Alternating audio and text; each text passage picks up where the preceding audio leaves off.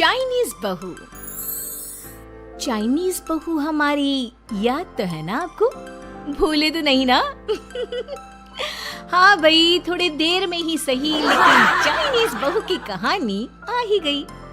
क्या हो रहा है ये देश में? चाइना ने तो आतंक ही मचा रखा है।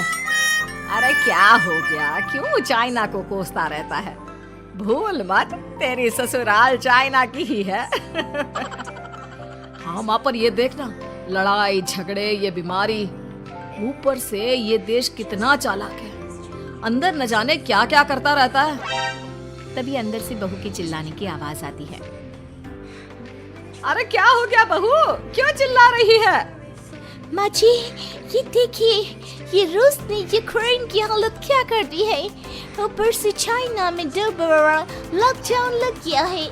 माँ जी, अब क्या किया जाए? अरे तो तुम लोगों को क्या परेशानी हो रही है, मैं तो यही नहीं समझ पा रही हूँ। वो क्या है ना माँ, हम लोग चाइना जाने की सोच रहे थे, सांगसू के भाई की शादी है। तो क्या? अरे कौन सा उन लोगों के यहाँ भाई घोड़ी चढ़ता है जो बहन काजल लगा कर नेक लगी? माँ जी, उसकी आंखें बहुत छोटी छोटी है, उसमें या तो पुतली रह सकती है या काजल।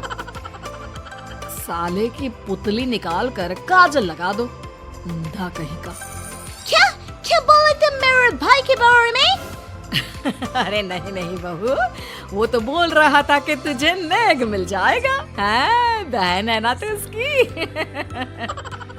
नहीं नहीं माँ जी, मैं सब समझती, ये मेरे भाई का मजाक बनाते रहते। कितना सीधा है मेरा भाई, बिल्कुल छिपकली जैसा। नहीं नहीं बहू, सीधा गाय जैसा होता है। सही पकड़े हैं माँ जी। हाँ, तो मेरे भाई की शादी है, मैं चाइना जरूर जाऊंगी। तभी एक पड़ोसन आ जाती है। अरे नहीं नहीं बहू, तू कहीं ना जा, हम लोगों का मन कैसे लगेगा तेरे बिना। ले बहू, तेरे भाई के लिए ये शॉल रख ले, हमारी तरफ से गिफ्ट कर देना। अरे सब कितने अच्छे हैं, मेरी चाइनीज बहू को कितने प्यार से तुम लोगों ने एक्सेप्ट कर लिया। सच में बड़ी भाग्यशाली हूँ मैं। कैसी बात कर रही है?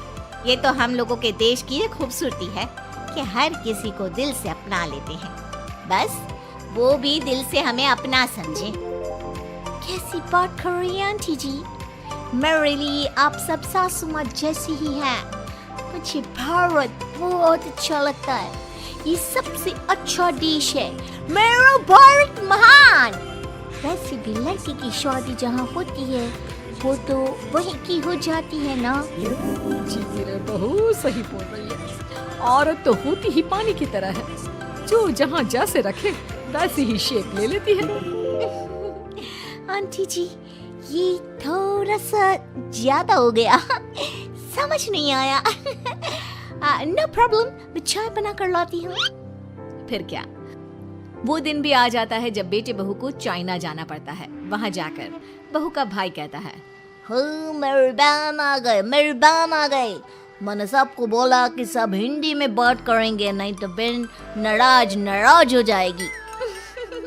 थैंक्स बॉय, हिंदी मेरी भाषा है, आप मुझे उसमें बात करना अच्छा लगता है।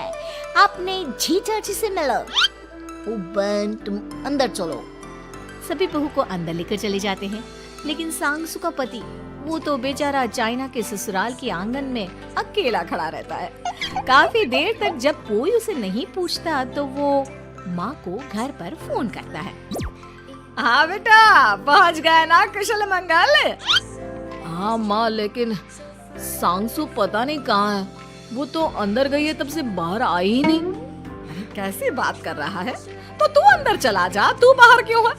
अरे दामाद है तू वहाँ का, उन लोगों ने तुझे बिठाया, चाय पानी कुछ नहीं पूछा? नहीं ना माँ।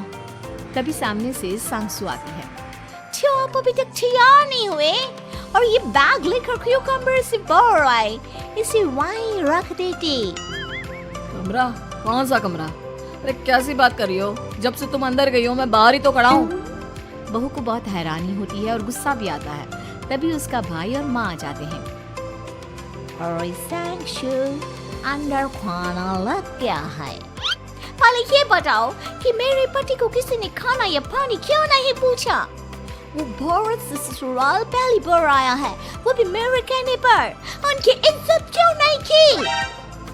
देख बेटी, तूने जबरदस्ती जिद में शादी की थी तो हम लोगों ने कर दी, लेकिन अब तुम ये सोचो, पूरी चाइना में मैं इस इंडियन को अपना दामाद बताऊं? So sorry. हाँ संगसू, और तुम भी चुप रहना, नहीं तो वो लोग मेरी शादी तोड़ देंगे। ओह, ऐसी बात है। कोई बात नहीं, मैं बाहर होटल में रह लेता हूँ, तुम वही करो जो ये लोग चाहते हैं। कैसी बात कर रहे हो? शादी के बाद पति जैसा भी हो, जो भी हो, पति होता है। वैसे भी तुम्हारे पूरे परिवार ने, सबने बिना सोचे मेरा साथ दिया, मुझे एक्सेप्ट किया, प्यार किया। मैं अपने देश में आपको अकेला कैसे छोड़ सकती हूँ? ये हिंदी फिल्म का ड्रामा बंद करो, मैं अभी अब बर्दाश्त नहीं करूँगी। चुपचाप अंदर चलो, नहीं तो ये शादी वादी यहीं खत्म करके इसे अकेले ही इंडिया जाना पड़ेगा। कैसी बात कर रही हो माँ? ये मेरे पति हैं।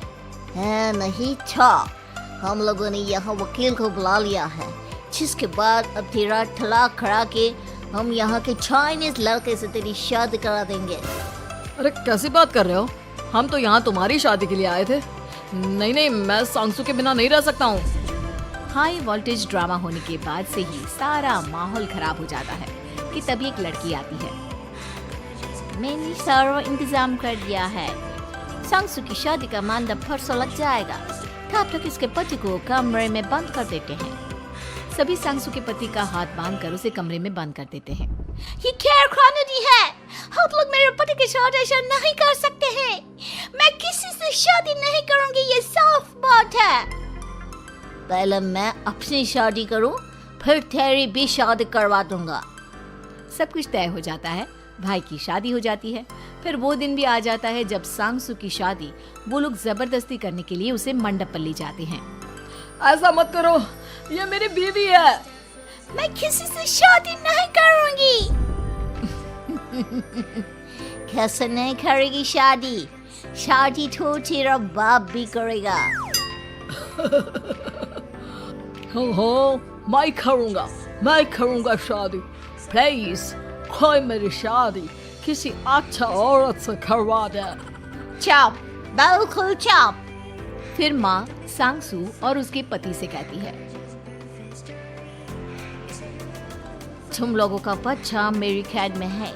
अगर तुम लोगों ने कोई भी होशियारी की तो मैं इस बच्चे को मार दूंगी। दोनों माँ का रूप देखकर हैरान हो जाते हैं। बच्चे की खातिर दोनों शांत हो जाते हैं और शादी की रस्में शुरू हो जाती है कि तभी सांगसू की सास पुलिस के साथ आ जाती है। माँ, ससुर माँ आ गई, मेरी माँ आ गई। माँ प्लीज हम लोगों को बचाकर वापस ले चलो। पुलिस सभी को गिरफ्तार कर लेती है। बेटी के बच्चे को मारने की धमकी तो कोई चुड़ैल ही दे सकती है। अरे तो ये चुड़ैल ही तो है। ये सही बोल रहे हैं, ये औरत किसी चुड़ैल से कम नहीं है। तभी उन लोगों का बच्चा भी आकर सांगसू के गले लग जाता है। माँ, तू सही समय पर आ गई, लेकिन तुझे कैसे पता चला कि यहाँ ये सब हो रहा है?